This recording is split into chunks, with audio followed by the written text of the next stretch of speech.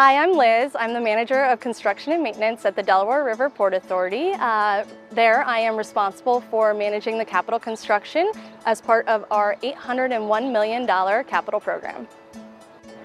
So I've always loved buildings and bridges, and I've always wanted to do something for the public.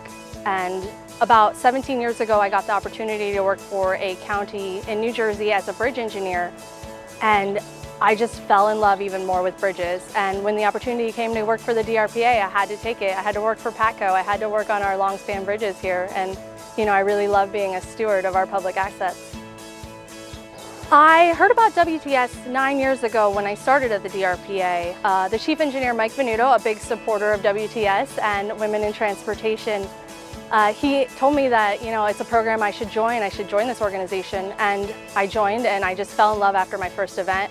I joined Transportation U after that. I was involved in that program and recently just completed the mentorship, the Philadelphia mentorship program. Hi, Emma.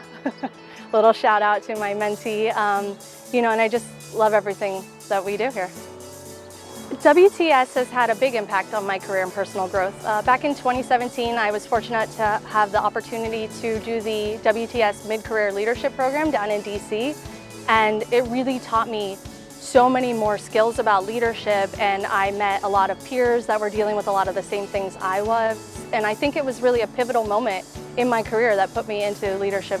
Advice I would give to somebody early in their career is to just be a perpetual learner. You may be done with school, you think all the exams and tests are over, but you never should stop learning. You should always seek out mentors, speak with them, take professional development classes, seek out the opportunities with WTS, and really, keep learning. Never close yourself off to always learning.